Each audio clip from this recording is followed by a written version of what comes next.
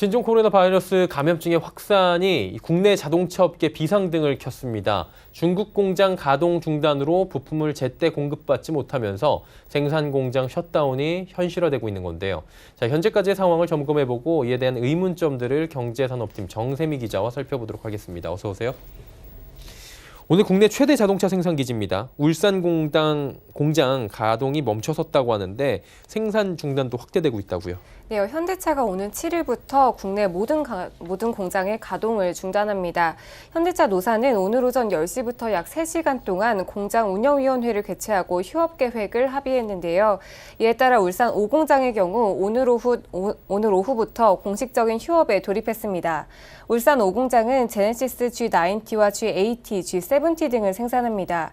또한 포터를 생산하는 울산 4공장 일부도 오후부터 가동을 멈췄습니다.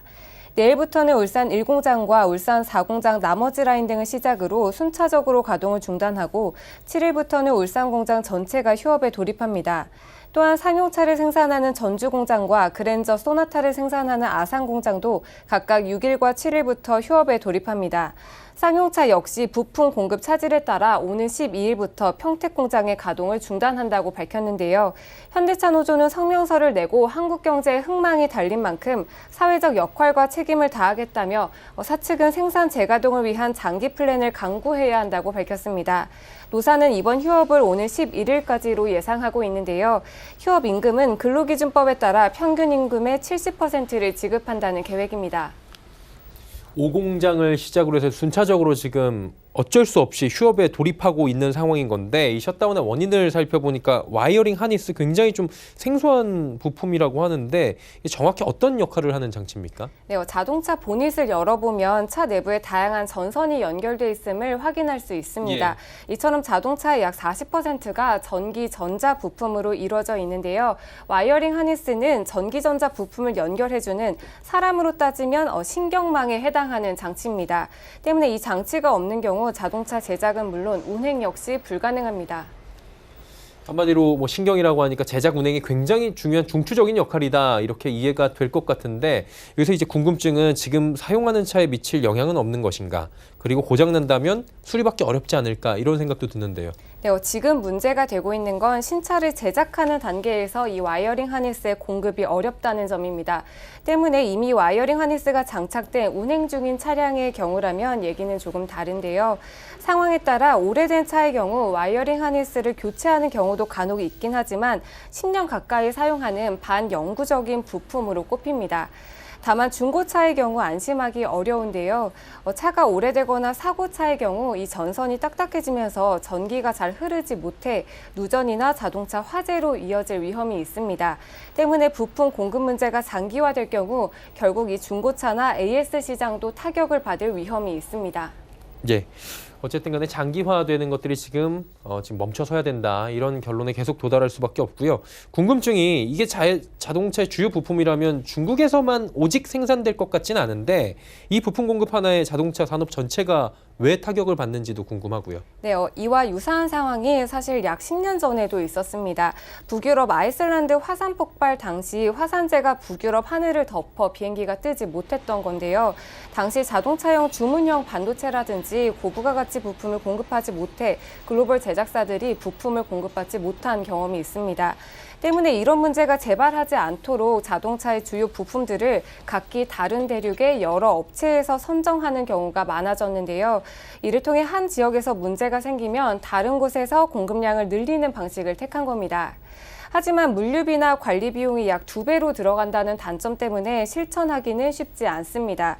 문제가 된 이 와이어링 하니스는 중국의 제작 수준도 높을 뿐더러 지역적으로 우리나라와 가까워 물류 비용이 저렴하기 때문에 중국의 상당 부분 의지하는 게 현실입니다. 때문에 통상적으로 각 업체마다 중국에서 생산되는 부품 물량을 일주일치 정도 확보해두지만 중국 정부가 그 현지 공장 휴업을 무기한 연장하면서 비상이 걸리게 된 겁니다. 현실적으로 업계에서는 이익을 위해서 중국을 선택할 수밖에 없었다. 이렇게 또 이해가 되는 부분인데 그렇다면 대안을 찾아야 될 것 같아요. 완성차 업체들은 어떤 움직임을 보입니까? 네, 방법은 크게 두 가지입니다. 국내 생산 설비를 깔아서 직접 생산하는 방법과 동남아시아 등에서 대체 부품 공급처를 찾는 방식인데요. 국내 생산은 물리적인 시간과 비용이 막대해 당장 이번 주 해결하지는 못할 것으로 보입니다. 때문에 업계는 일단 동남아 등 현지 협력 업체를 찾아 부품 조달 시간을 최대한 앞당겨 이 생산 차질을 최소화하겠다는 입장입니다. 하지만 전문가들은 이번 위기를 넘기더라도 언제든지 비슷한 상황이 발생할 수 있다는 점을 경계했습니다.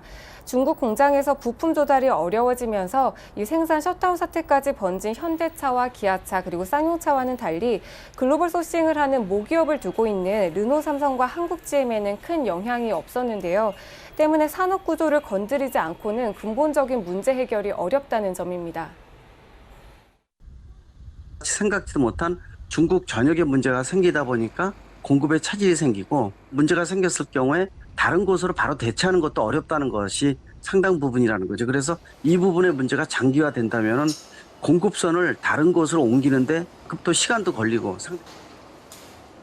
경제적인 이 산업 영향도 한번 점검을 마지막으로 해봐야 될 것 같아요. 뭐 자동차 생산이 처음으로 400만 대가 무너지고 이익률은 좀 좋아지긴 했지만요. 업황이 좋지 않은 상황인데 자동차 생산에 미칠 악영향이 좀 적지 않을 것 같아요. 어떻습니까? 네, 가장 큰 문제는 이 생산 차질이 장기화됨에 따라 판매 부진이 심화될 거라는 점입니다.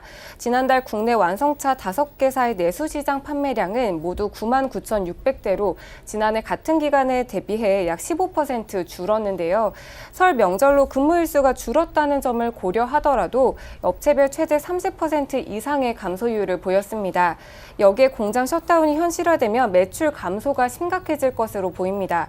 뿐만 아니라 자동차 산업이 국내 제조업 생산의 13% 그리고 고용의 11%를 차지한 핵심 산업이라는 점을 감안한다면 이번 사태가 실물 경제 전반에 미칠 파급력은 상당할 전망입니다. 예.